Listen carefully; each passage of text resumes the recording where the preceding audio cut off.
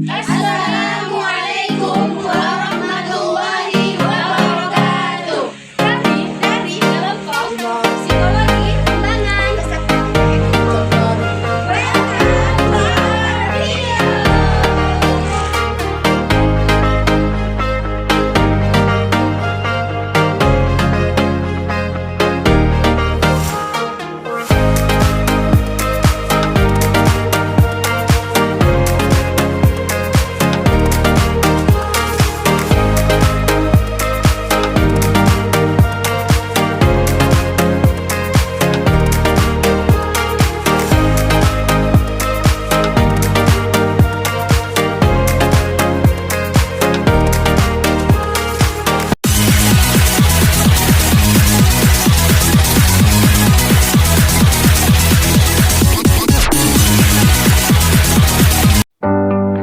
Baik, di sini saya akan menjelaskan tentang pentingnya konsep diri dalam perkembangan individu.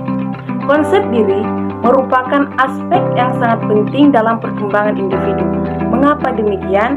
Sebab ada beberapa alasan mengapa konsep diri ini menjadi begitu vital. Yang pertama, ada pembentukan identitas diri.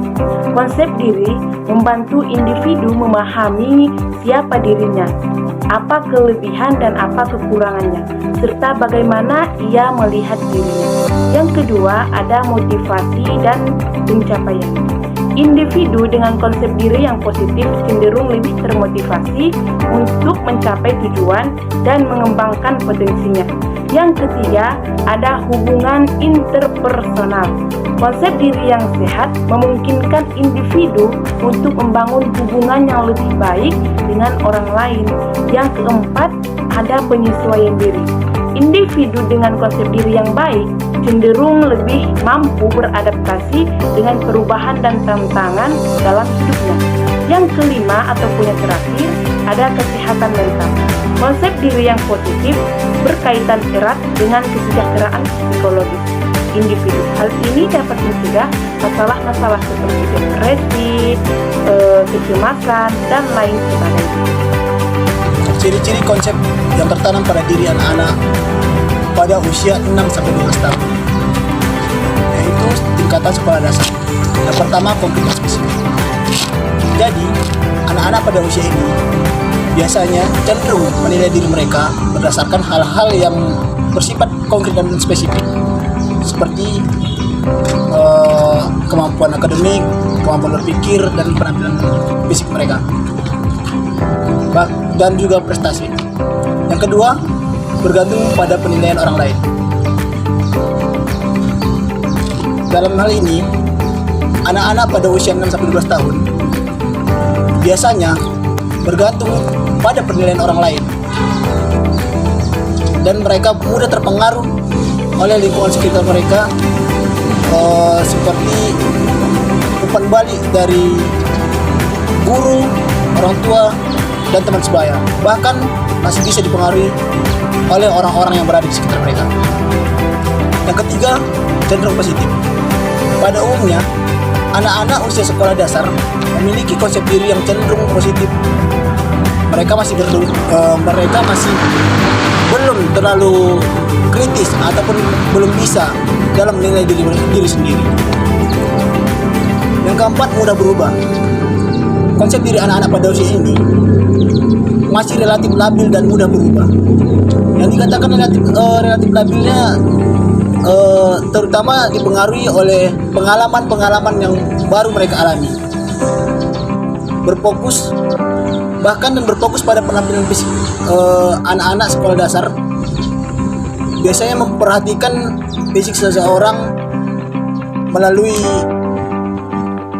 biasanya menilai fisik seseorang dari penampilan, postur badan, dan juga wajah. Jadi memahami konsep diri yang tertanam pada anak-anak sangat perlu bagi orang tua dan guru agar mengetahui bagaimana sifat yang tertanam pada diri anak-anak. Di sini saya akan menjelaskan tentang beberapa ciri umum ketika seseorang mulai memahami atau menyadari perbedaan dirinya dengan orang lain. Ciri yang pertama yaitu ialah mulai menyadari keunikan setiap individu. Pada fase ini, seseorang akan memahami bahwa setiap orang itu tidak memiliki kepribadian yang sama. Dan ciri yang kedua yaitu menerima perspektif dari orang lain. Jadi dia mulai pada fase ini dia mulai memahami bahwa setiap orang itu memiliki pengalaman, pemikiran dan pendapat yang berbeda. Jadi dia mulai menerima perspektif dari orang lain.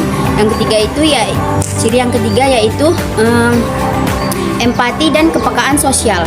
Jadi pada fase ini seseorang akan mulai mengembangkan rasa empatinya dan kepekaan sosial yang mana dianya berusaha untuk memahami dan menjaga perasaan orang lain dan mentoleransi perbedaan-perbedaan yang ada. Baiklah, di sini saya akan menjelaskan ciri-ciri umum dari ketika setiap individu mulai mengenali kelebihan dan kekurangan yang dimilikinya. Ciri yang pertama yaitu meningkatnya kesadaran diri. Pada fase ini setiap individu itu pasti mulai merefleksikan dirinya secara jujur dan objektif, baik itu pada kepribadian, nilai-nilai, kemampuan dan lain sebagainya.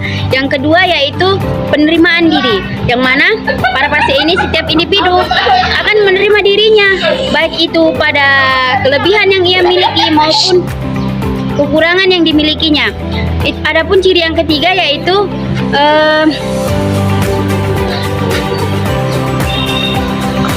pengakuan kelemahan, yang mana pada fase ini dia itu tidak lagi menutupi kekurangan yang dia miliki, melainkan dia akan berusaha untuk meningkatkan kelemahannya agar terkurangi sedikit. Selanjutnya di sini saya akan menjelaskan ciri umum dari ketika seseorang mulai menerima umpan balik dari lingkungannya. Ciri yang pertama yaitu keingintahuan dan keterbukaan, yang mana pada fase ini seseorang akan mulai berpikir secara terbuka dan menerima secara antusias bagaimana itu umpan balik dari lingkungan, dan mereka mulai memiliki keingintahuan yang lebih tinggi bagaimana persepsi orang lain terhadap diri mereka sendiri. Ciri yang kedua yaitu kesadaran diri yang meningkat, yang mana ketika kesadaran diri meningkat, individu ini mulai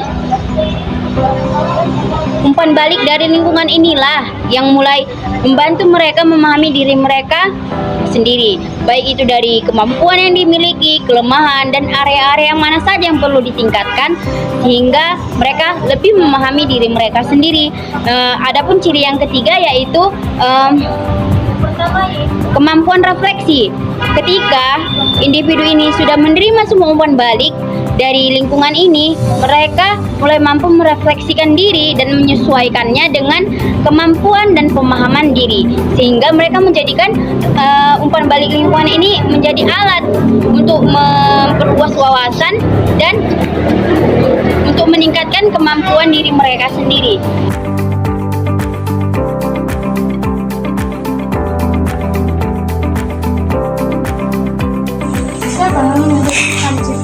Oh, di mana? Kalau permainan dan sini. Jangan kita di rumah nih. Oh, kalau mainannya itu, siap makan apa belum makan ya? Siap makan. Sampai jam berapa? Jam berapa? Tapi dia berkata sampai kan kita makan siang. Oh, makan malam dulu. Makan siang. Oh, baru kalau ada teman-teman di sini kita cari sih. Oh, kawan-kawannya di sini tuh. Main di sini tuh. Arja, biasanya di sini main sama kawan-kawan itu main apa aja deh? Apa itu bocah? Main bola lagi. Oh, jadi itu biasanya memang itu bola mainan kalian setiap hari kalau main di sini? Enggak, Bola kaca. Kalau di sekolah pelajaran apa yang paling Arja suka? MTK. Masya Allah. Masya Allah. Serius? Suka apa itu? Tambah-tambah, kali-kali, bagi-bagi, mana nih? Kali-kali. Masya Allah. Iya, serius. Baru kalau di sekolah itu Arja suka nggak pelajaran olahraga? Iya. Kenapa? Kenapa nggak suka? Karena capek kan? Capek. Oh, karena capek panas. Baru kalau di sekolah itu Arja itu menurut Arja enak nggak belajar di sekolah? Nyaman atau enggak? Enak. Banyak temannya ya? Baru kalau itu siap pulang sekolah Arja disuruh mama ngapain? Langsung main-main atau apa? Pelajaran yang tadi disukai tadi matematika. Pelajaran yang nggak disukai apa? Bahasa Indonesia. Wah. Jadi Arja cita-citanya ini mau jadi apa nih kalau gede ini? Mau jadi polisi. Baik, di sini saya akan menjelaskan tentang karakteristik konsep diri remaja pada usia 13 sampai 14 tahun. Pada rentang usia remaja 13 sampai 18 tahun sangatlah penting karena pada usia ini remaja akan mengetahui bentuk dan identitas mereka masing-masing. Adapun ciri-ciri konsep diri pada remaja 13 sampai 18 tahun ialah yang pertama identifikasi kelompok dengan teman sebaya, yang kedua perubahan fisik dan emosional, yang ketiga perkembangan kognitif, yang keempat pencarian identitas dan peran, yang kelima kecenderungan menilai diri sendiri. Jadi penting untuk diingati orang tua, pendidik dan masyarakat untuk memberikan dukungan dan bimbingan yang sesuai untuk membantu remaja dalam mengembangkan konsep diri yang positif dan sehat. Saya akan menjelaskan tentang ciri umum pencarian identitas diri anak mulai dari usia 3 sampai 18 tahun. Yang mana yang pertama itu adalah mencari peran mereka dan posisi mereka dalam keluarga, dalam sekolah dan dalam masyarakat dengan tujuan untuk mencari kehidupan mereka yang jelas dan kejelasan dari kehidupan mereka tersebut. Yang kedua ialah pengaruh dari teman sebaya. Jadi mereka akan mempertanyakan seberapa mereka berpengaruh tentang teman sebaya mereka untuk mereka ambil potensinya ke depannya. Yang ketiga ialah pengaruh dari masyarakat, yang mana mereka akan mempertanyakan dan mempertimbangkan kehebatan mereka, kelemahan mereka dan kekuatan mereka untuk mencari potensi mereka sendiri dengan tujuan untuk menghadapi tantangan-tantangan yang akan dihadapi mereka dan untuk dengan dorongan hal-hal positif yang terjadi dalam masyarakat. Sebelumnya kayak pelajaran kamu bisa sekarang kelas berapa?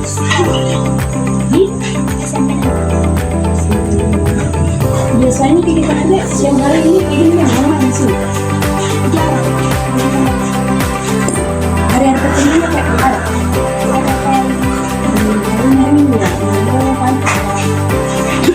Kemudiannya